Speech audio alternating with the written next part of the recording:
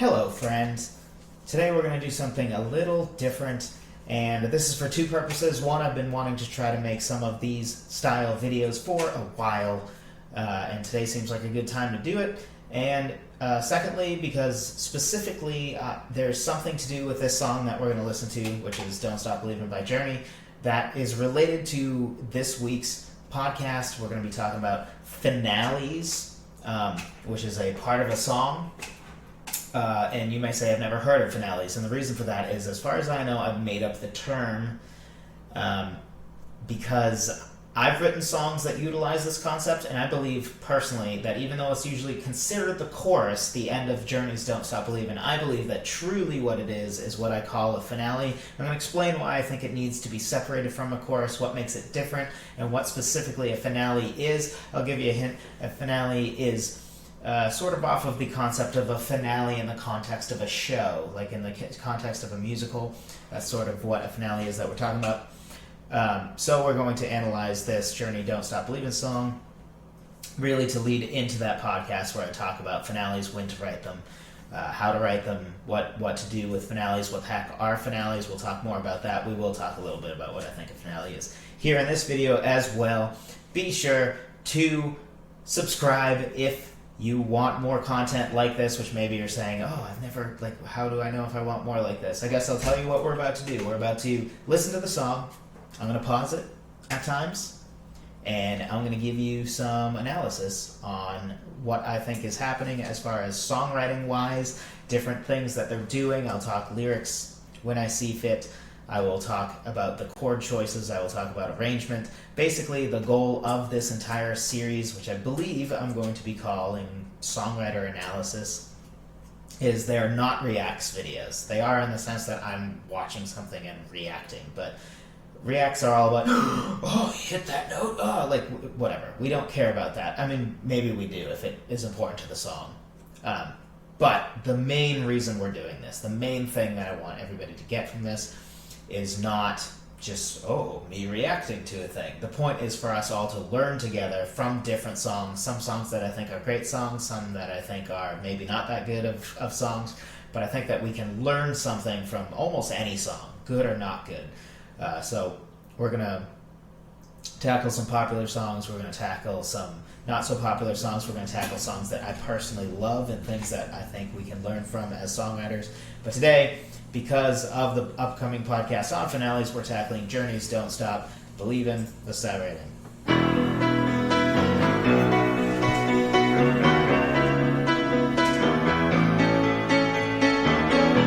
Famous, iconic bass line, right?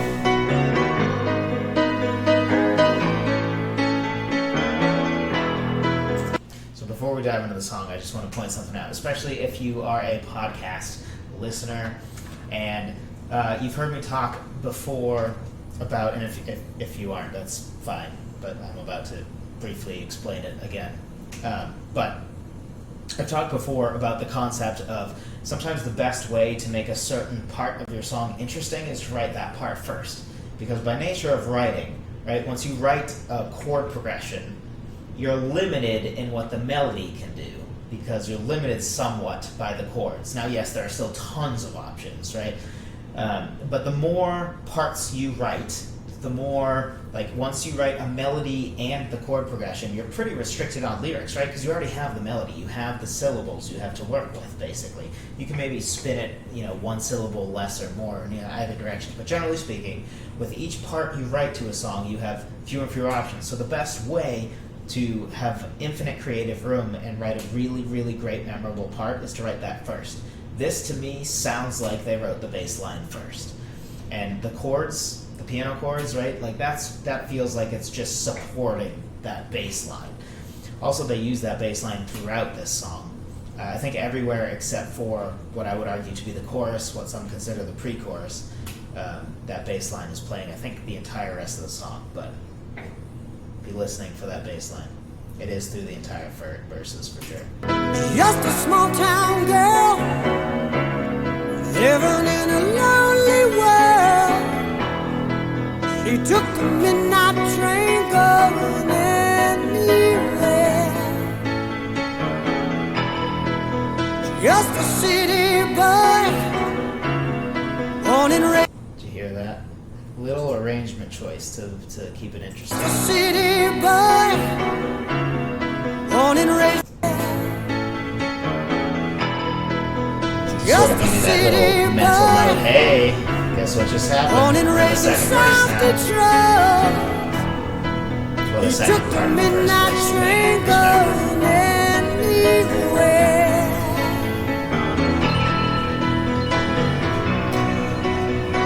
So notice that depending on perspective, you can consider this 3 verses. In order to keep it from getting boring, they actually have this sort of revving guitar part, right?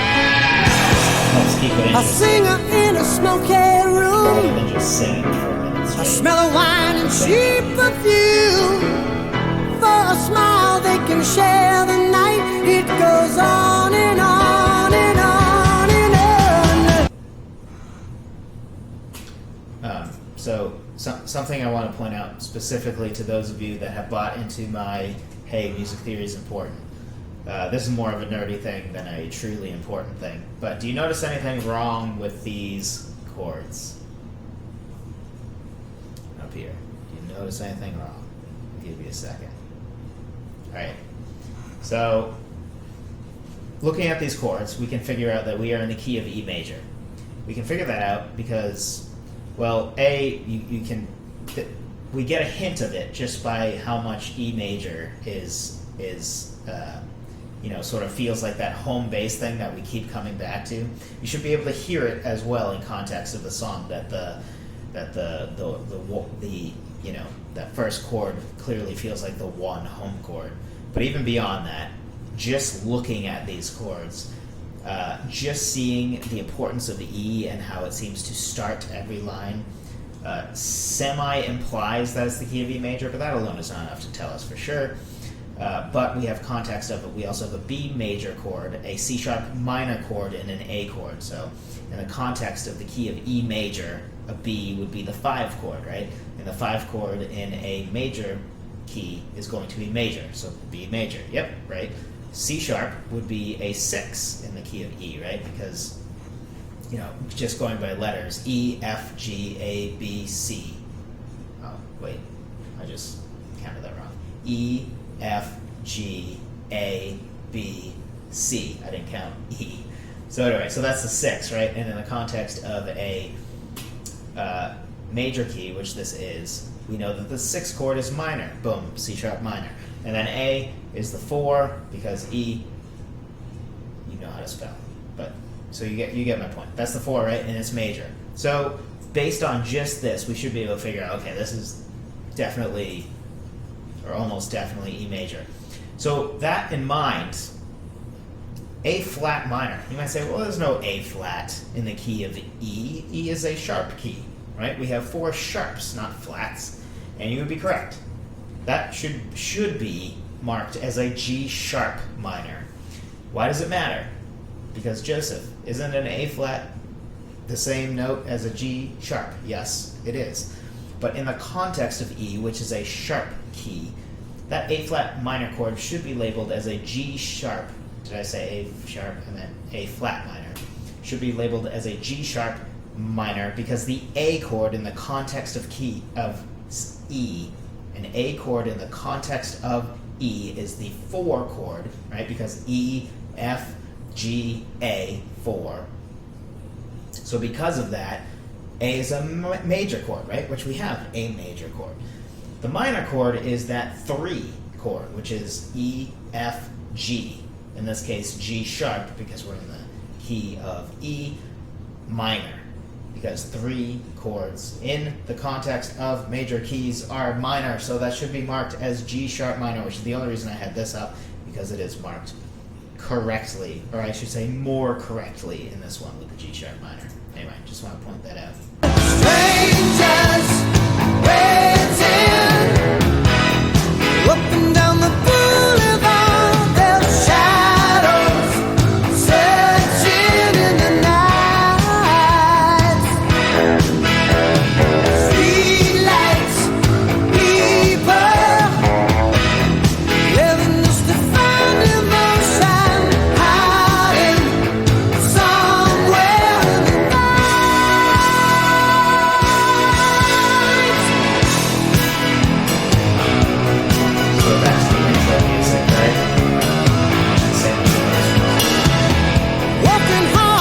only difference is now it's built up a little bit. We're gonna dive a little bit deeper into that chorus that just happened the second time it comes, but for now we're gonna blow through this thing. To get my fill, everybody wants a thrill, paying anything to roll the dice just one more time. Something interesting lyrically that they've done here. If you notice, the first verse is very this personal story of these very generic people, but we start with a small town girl and a city boy who end up, for a smile they can share the night. So, doing all the stuff to keep it appropriate. So anyway, so it started with this very small story, right? And the concept of the singer, so the singer so far is this third person narrative, right? They are talking about these other people. Steve Perry in this case. The great Steve Perry, probably a top 5 male vocalist of all time. He's certainly up there. He can sing with the best of them. The amount of times he belts a high B in this song, making it sound like nothing, is just a lot. Actually, another little fun fact. This entire song's melody is actually within about a fifth. Once in a while he stretches a little farther, but for the most part it's from an E to a B. There's not much range in this song. It's all high, but it's it's all notes that a lot of people can't sing at all, and he spends the whole song belting them. So anyway, lyrically, in this second verse or third verse, however you want to see it, after the first chorus, now the word "my" comes in for the first time. Working hard to get my fill, everybody wants a thrill. So instantly, the singer started as this like third person perspective, like, oh, look at this story over here, but now they're drawing attention to themselves, working hard to get my fill. So the story's about me too. It's about these other people, right? It's about them, it's about me, and now everybody, right? And now the rest of this verse actually is talking very generically about everybody. So paying anything to roll the dice just one more time. Some will win, some will lose, some are born to sing the blues. Oh, the movie never ends. It goes on and on and on and on.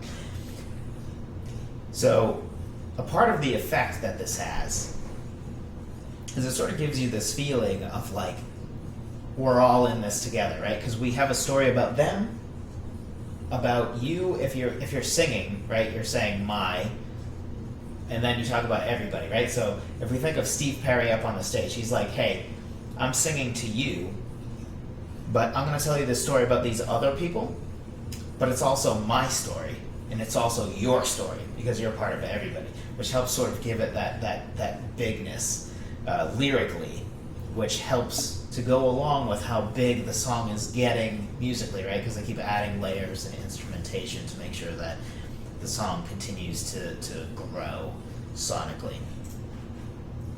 Some will win, some will lose. Some of all just sing the blues. Oh, the movie never ends. It goes on and on and on and on.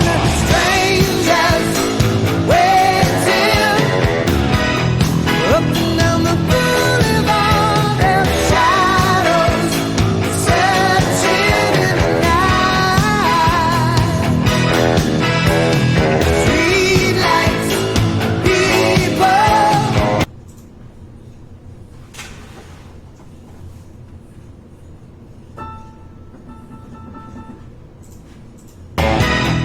Living just to find emotion, hiding somewhere in the night.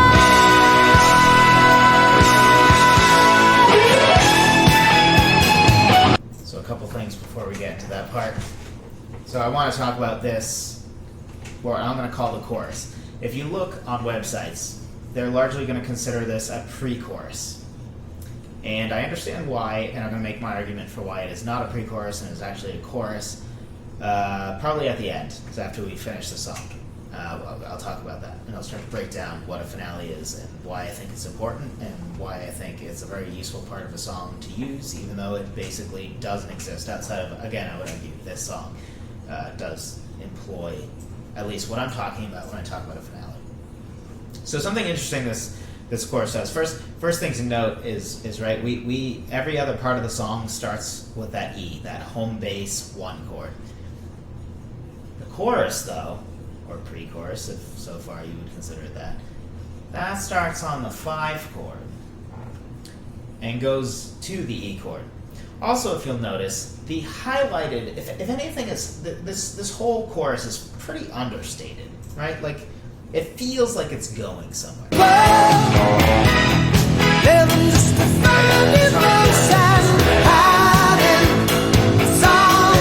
There's some palm muting going on, it sounds like, and it you know, it's not open chords, right? Like, no, it's not like that. Exactly like that, right? That's how it sounds, right? Anyway, so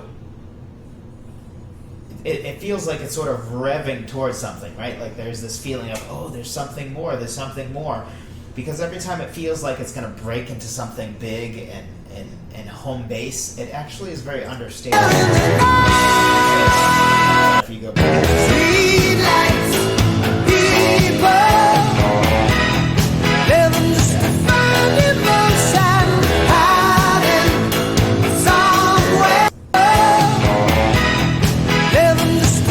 part of it too, I think, is the delay. He starts singing after that downbeat is contributing to this. But overall, right, this chorus, or whatever you want to call this section of the song, is understated, right? It feels like there's something more. And it's not just because you've heard this song before that you think there's something more. It's explicit, it's in how it's written. It understates the 1 chord in a way that it doesn't feel like, boom, home bass. Especially when the context, we already have context of the 1 chord being a big deal, because if we go back to the beginning, don't worry, we'll skip back to this part. I'm not going to make you listen to the whole thing again. But right away, it starts on that 1 chord. Just a small town. And, you know, the first part of the verse starts on the 1 chord, so it very much reiterates, like, home bass is E, home bass is E, home bass is E. But the chorus then sort of inverts that a little bit and highlights, I would argue, the A a little bit more than it highlights that E, which I think is intentional because the main point of the song hasn't actually come yet, which is what we're getting at.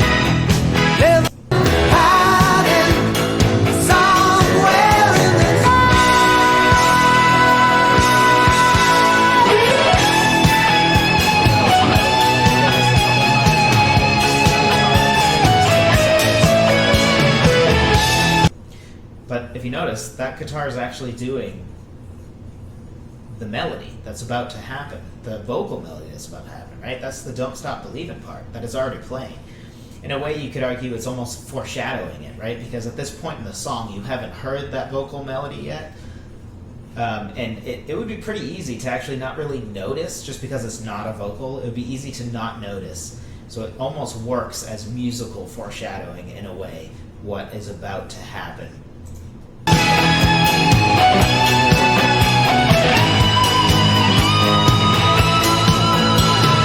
Don't stop believing. So notice there's more vocals layered in now, right? Steve Perry's vocal now is right on the downbeat. Don't Stop is right with that 1 chord, right? It's back to that main riff that's been throughout the whole song, except for the choruses. It's back to that main riff. It's the most exciting vocal part yet. There's more vocals layered in than there were earlier in the melodies. This is clearly the highlight. Hold on to that feeling. Street light people. Don't stop believing. Hold on. Street light people. Don't stop believing. Hold on to that feeling. So here's the thing that I want us to get from this. Well, there's several things, right? That's why I paused the video to point things out that I thought were important. or at least were noteworthy as songwriters to sort of think about.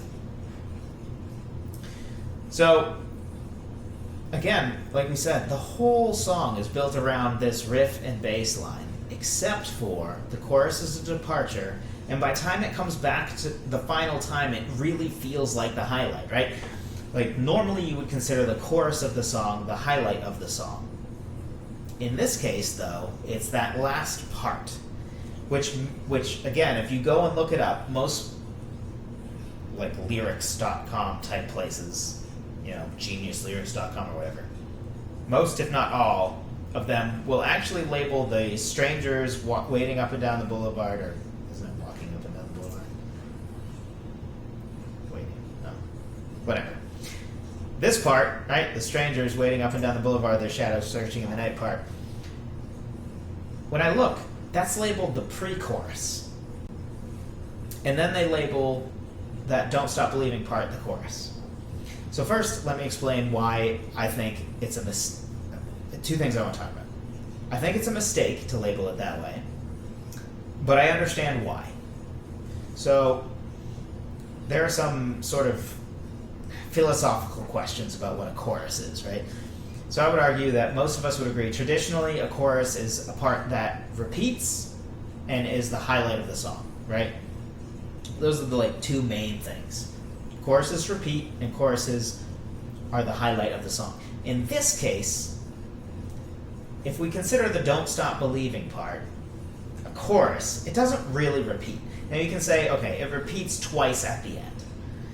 But that's not usually what we mean by repeat, right? Usually the nature of a chorus is it's the high point that happens after a verse, right? You have verse, chorus, bridge, chorus, or verse, chorus, verse, chorus, or verse, chorus, bridge, verse, chorus, or, different variations of that are most songs, for better or worse. So a chorus almost always repeats, and not just at the end of the song. And a chorus is the highlight of the song, usually. Now, I would argue that the chorus being the highlight of the song is not intrinsic to what a chorus truly is. I think the repeating part is what is truly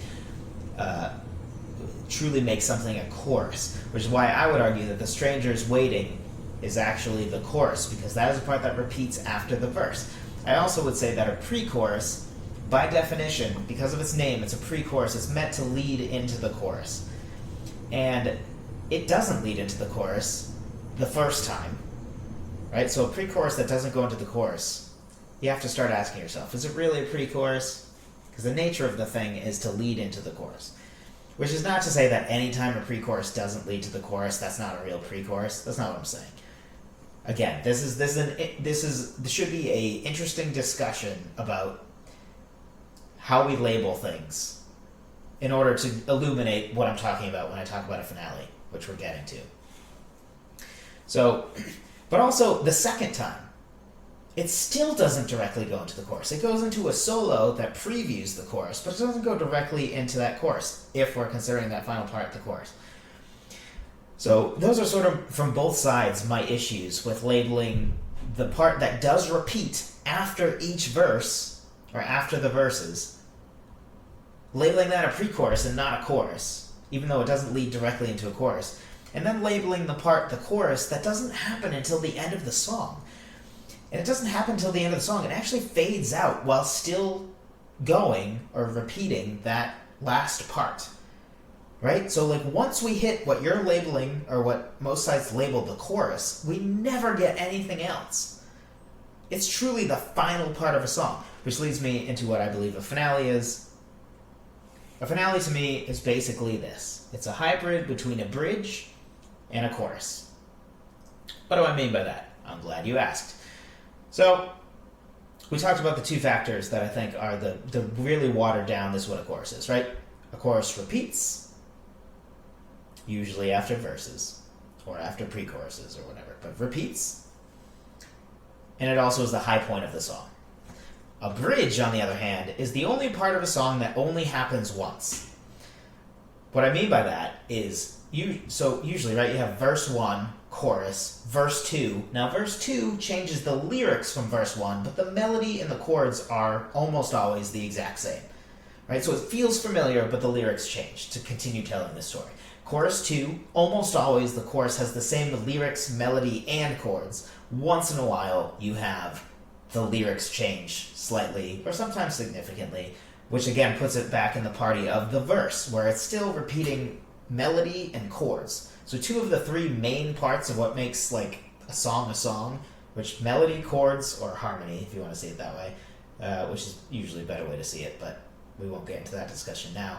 Melody, harmony, or chords, and lyrics, right?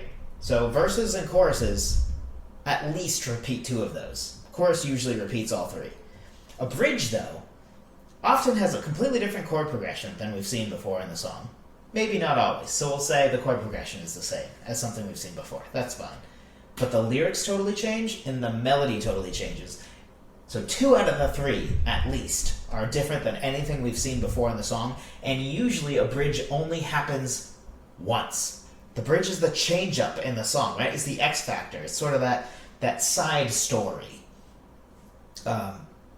Side story in the context of like a show, like if it wanders off and does something different for once and then comes back to the main story, not in the sense that the story actually should wander off necessarily. So that's sort of the nature of a bridge to me, is the only part of a song that truly only happens once. Right? It truly happens just once. Bridge, chorus, done. But usually the bridge is not the highlight of the song. So my argument is this. A finale is taking the highlight aspect of the chorus and combining it with the concept of the bridge, which is a part of a song that only happens once. It doesn't happen and then you go to another section and come back to it, right? Because bridges almost never do that, right? You hear the bridge once in the context of a song and that's it. So a finale comes at the end of the song, because finale, right? Comes at the end of the song, only happens once, like a bridge, but like a chorus is the actual highlight of the song, which applies here, right? Don't Stop Believin', that part doesn't repeat. It does repeat in the sense of it repeats within itself. But again, once you get to Don't Stop Believin', it's the end of the song. That's the last part of the song, to the point that it literally even fades out while they're still singing that part. It doesn't go back to a verse, it doesn't go back to a chorus or pre-chorus. That's it. Once we get to the Don't Stop Believin', it's that for the rest of the song. So it's the final part. It also is the highlight of the song, right? I mean, to the point that the name of the song is after the first line of this section. So we get it only at the end, and it's the highlight, and we only get it once at the end. That's what I would argue a finale is. I stole the term, of course, from shows, right? The finale, the grand finale is that last part where if you're at a musical, right, all the singers come out at the end. It's the most epic part. It helps leave on a high note. It's the most epic part. In theory, it has everybody standing ovation and they want more, right? It's the same concept, you know, your favorite artist, they probably save their best song for last, right? To make sure they leave on a high note. This is taking that concept and instead of a song or a scene within a play or a song within a concert, instead of that, it's a song section within a song. So we're taking that concept and we're saying, why can't our song have that within itself, right? Why can't it have its own finale, where it's a part of the song that we haven't heard before, you only hear it once at the end, and it leaves the listener wanting more? That's what I would argue a finale is. We're going to talk more about it on the podcast on Monday, so if that sounds interesting to you and you're not a subscriber, be sure to subscribe, click the notification bell so we can talk about how you can write a finale, when to write a finale, why you should write a finale, certain scenarios where you shouldn't write a finale, because I would not argue you should always write a finale. But we're going to talk more about that. Also, if you like this content, be sure to subscribe, even if you're not interested in more about a finale, because I do plan on making more and more of these videos where we do a breakdown of a song, from a songwriter perspective, try to learn things about songwriting from different songs. We're going to be doing that more often. I also have a video podcast that comes out on YouTube every single Monday, teaching you different things about songwriting. If you enjoyed this video, be sure to drop a like, I would appreciate that. It helps with the YouTube algorithm. It'll help other people find this content and other people learn to become better songwriters, which is hopefully what we all want. For all of us to become better songwriters together. Be sure to drop a comment. Let me know what you think. Is this finale thing for real? Does it make sense? Would you say that the Don't Stop Believin' part is the chorus, even though it doesn't repeat? And even though it only plays for the first time at the end, would you still say it's the chorus? Let me know. Maybe you think I'm wrong. We can have some healthy discussion. Regardless, I appreciate you spending some time with me today to learn about songwriting. I appreciate that you're dedicated enough to learn about songwriting, to have watched this video. So for that, I want to say thank you, and I will talk to you next time.